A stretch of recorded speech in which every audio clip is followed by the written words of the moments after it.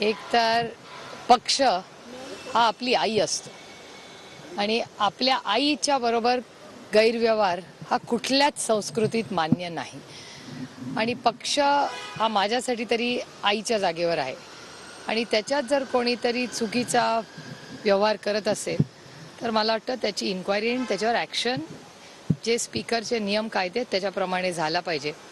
फैजलच्या बाबतीत तुम्ही बघितलं की फैजलांवर कुठलीही केस नसताना ज्या पद्धतीने आम्हाला कोर्टाची लढाई लढावी लागली आणि मगच फैजल आमचे लक्षद्वीपच्या एमपीला न्याय मिळाला. आता दिल्लीमध्ये एथिक्स कमिटी असेल काय कमिटी असतील त्याच्यात आपण तुमच्या सगळ्या चॅनलवर आपण सगळे बघतोय, तुम्ही दाखवता काय चाललंय. तर आम्ही पक्षाच्या साठी न्याय मागतोय आणि ज्या व्यक्तीने महिला विधेयक हे भारतातला एक ऐतिहासिक विधेयक होतं त्या विधेयकाच्या वेळीस ते उपस्थिती नव्हते दुर्दैवाने आणि अशा लोकांना आपण सिरियसली कसं द्यायचं आणि त्याच्या ऐवजी एका उद्योगपतीकडे जायचा त्यांचा वैयक्तिक प्रश्न आहे. पण माझं एवढंच म्हणणं आहे की पार्लमेंट सोडून एवढं मोठं महिलांच्या आरक्षणाचं विधेयक तिथे चालू असताना जर लोकप्रतिनिधी नसतील तिथे तर ही चिंतेची बाब आहे. परंतु ही जी कारवाई आता तुम्ही आठवण तर करून दिली की 4 महिने झालेले आहेत, ही कारवाई न होण्याचं किंवा कुठल्याही पद्धतीचं तुम्ही जसं लिहिलेलं आहे की पत्र पण गेलेलं नाहीये, त्याला काय कारण वाटतात? अदृश्य शक्ती, दिल्लीमध्ये एक अदृश्य शक्ती आहे ज्याचा उल्लेख अनेक वेळा माननीय मुख्यमंत्र्यांनीही केलेला आहे. हे कुणाच्या जीवावर हे सगळं चाललंय? त्या दिल्लीच्या अदृश्य शक्तीच्या जीवावर चाललंय ना. हो अर्थातच हो ना. नाही अदृश्य शक्तीच त्यांच्या मागे उभी राहिली म्हणून ते सगळं चाललंय ना. अदृश्य शक्ती नसती तर हे सगळा खेळ जमला असता का? नाही, हे दुसऱ्याच्या जीवावर चाललंय हो सगळं. एक दुसरं अदृश्य शक्ती ही महाराष्ट्राचं राजकारण आणि समाजकारण आणि महाराष्ट्राचं खच्चीकरण म्हणजे फक्त राष्ट्रीय पक्ष नाही पण रोजगारांमध्ये महाराष्ट्राचं महत्त्व कसं कमी होईल, देशामध्ये राज्यामध्ये एक मोठं कट कारस्थान ही अदृश्य शक्ती दिल्लीवरनं महाराष्ट्राच्या विरोधात करते आणि सातत्याने ही डेटा वाईज मी तुम्हाला सांगू शकते, मी त्यांच्यासारखे कधीही खोटे आरोप करत नाही. मी वास्तवतेत जगते आणि डेटा वाईज मी तुम्हाला सांगू शकते की अदृश्य शक्ती महाराष्ट्राच्या विरोधात कशी आहे. सरसकट कुणबी प्रमाणपत्रासंदर्भात कसं बघताय तुम्ही? कारण की ज्या पद्धतीने काल मनोज जरांगे पाटलांची भूमिका असेल, या सरकारने सांगितलं की ज्या सरसकट कुणबी प्रमाणपत्र दिले जातील जे वंशवळ आहेत त्यांना. आता बघूया, कालच निर्णय झालेला आहे. जरांगे पाटलांच्या ह्या सगळ्या संघर्षाला यश आलेलं आहे आणि त्यांच्याबरोबर ज्यांनी त्यांना साथ दिली त्या सगळ्या कार्यकर्ते पदाधिकारी सहकाऱ्यांचा मी मनापासून आभार मानते, कौतुक करते. आणि महाराष्ट्र सरकार कसं खोटं बोलतं आणि रेटून बोलतं याचं आणखीन एक उदाहरण झालेलं आहे. मग मराठा समाज असेल, धनगर समाज असेल, लिंगायत समाज असेल किंवा मुस्लिम समाज असेल, या सगळ्यांचे आरक्षणाचे मुद्दे अतिशय गंभीर आहेत आणि सातत्याने महाराष्ट्राचं सरकार हे ट्रिपल इंजिनचं खोके सरकार आहे. ते महाराष्ट्रात एक बोलतं आणि दिल्लीत दुसरं बोलतं आणि हा अनुभव अनेक ठिकाणी मला आलेला आहे पॉलिसी लेवलला आणि आरक्षणाच्या बाबतीत. त्यामुळे आज सगळ्यांनीच मनाचा मोठेपणा दाखवला आहे सगळ्या आंदोलकांनी आणि त्यांनी सरकारला 2 महिन्याचा कालावधी दिली आहे. मला असं वाटतं काय या कालावधीत होत आहे या भ्रष्ट जुमलेबाज सरकार बघूया काय करेल 2 महिन्यात. एकदा सांगितलं सरकार म्हणतंय की 2 जानेवारीपर्यंत कालावधी दिलाय, रंगे म्हणताय 24 डिसेंबरचा कालावधी. मला असं वाटतं याची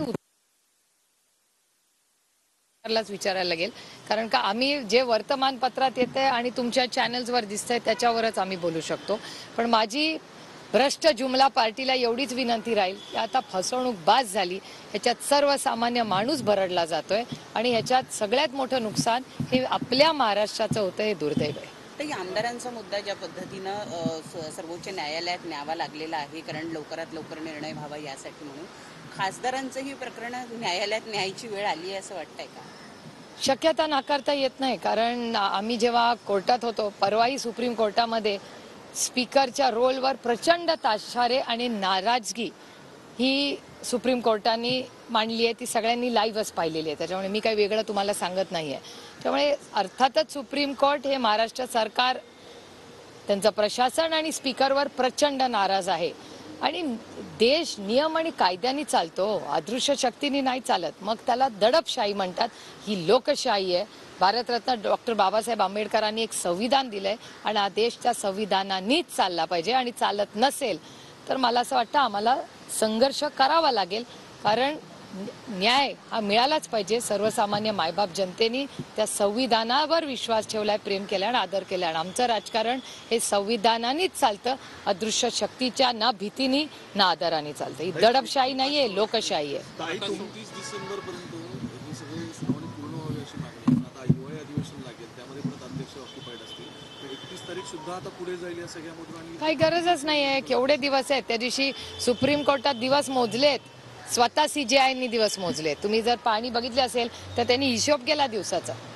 आणि ज्याला काम करायचंय, जे स्वतःला खूप एफिशियंट समजतात, सगळे भ्रष्ट जुमला पार्टी नेहमी म्हणते आम्ही सुट्ट्या घेत नाही, 24 तास काम तर करा. मग त्या दिवशी तर CJI असं म्हणाले, जे तुम्ही लाईव्ह पाहिलं असेल, की आमची एखादी बेंच 1 महिन्यात करून देईल. मी तरी तुम्हाला 2 म्हणते. मी म्हणत नाही, कोर्टात जे झालं ते मी तुम्हाला सांगते. ताई, दुसरीकडे एक तुम्ही बेरोजगारी संदर्भात देखील एक ट्विट केलेलं आहे.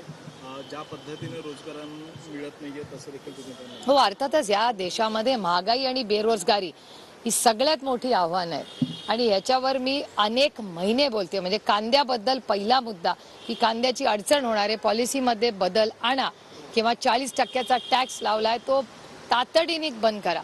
हे मी गेले 5 महिने झाले बोलते. कॉमर्स मिनिस्ट्रीची आणि माझी रोजची लढाई ही त्या कांद्याच्या टॅक्सवर नाही.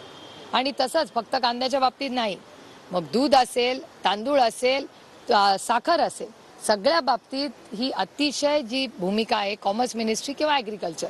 हमी भाव पण तुम्ही बघताय, या राज्यांनी, या केंद्र सरकारने काही हमी भाव चांगला दिलेला नाही आहे शेतकऱ्याला. त्याच्यामुळे शेतकऱ्याचं खच्चीकरण जर कोणी केलं असेल तर या ट्रिपल इंजिन खोके सरकार आणि दिल्लीच्या सरकारची पूर्णपणे त्यांचं अपयश आहे. काल फक्त सोळंकींना एक महत्त्वाची पत्रकार परिषद घेतली आणि त्यांच्या घरावर हल्ला जो झाला त्याबाबत त्यांना माहिती दिली. याच्यामध्ये त्यांचं असं स्पष्ट म्हणणं होतं की गृहखात्याचं फेल्युअर होतं आणि ह्या सगळ्या संदर्भामध्ये वृत्तवार्ता विभाग देखील फेल ठरला. म्हणजे मी 1 महिना काय म्हणते, त्याच्यावर शिक्कामोर्तब साळुंकेंजींनी केला, याबद्दल मी त्यांचे मनपूर्वक आभार मानते. मी स्वतः त्यांना फोन केला, मी मुश्रीफ साहेबांना फोन केला, मी अमरसिंह पंडितांना फोन केला, मी संदीप क्षीरसागरांना फोन केला. अहो, राजनीती एक तरफ, माणुसकी आहे का नाही? त्यांच्यात नसेल पण आमच्यात माणुसकी आहे. अजून कधी एका ताटात जेवलेलं नसलं, जेवलं ना तरी माणुसकी असते हो राजकारणात. आमच्यावर सुसंस्कृत आमचे वरिष्ठ नेते कैलासवासी यशवंतराव चव्हाणांचे संस्कार आहेत आमच्यावर. आणि आमची लढाई वैयक्तिक कुणाशी नाहीच आहे. आम्ही या भानगड्यांमध्ये नसतो. ED, CBI, इन्कम टॅक्स, घरफोड असले उद्योग आम्ही कधी केले नाही. सत्तेत इतके वर्ष राहिलो, पण आम्ही सगळ्यांचा मान सन्मानच केला. आणि आमची लढाई वैचारिक आहे, वैयक्तिक नाही आहे. आणि त्याच्यामुळे सोळंकी जे म्हणले तेच तर मी गेले महिनाभर म्हणते. It's a complete failure of home ministry. त्यामुळे होम मिनिस्टरनी राजीनामा द्यावा. आणि काही कॉन्शन्स आहे की नाही, स्वतःची अंतरात्मा आहे का? ज्या पद्धतीने जालन्यामध्ये अमानुष पद्धतीने महिला, तुम्ही पाहिले सगळ्यांनी, तो न्याय होता का?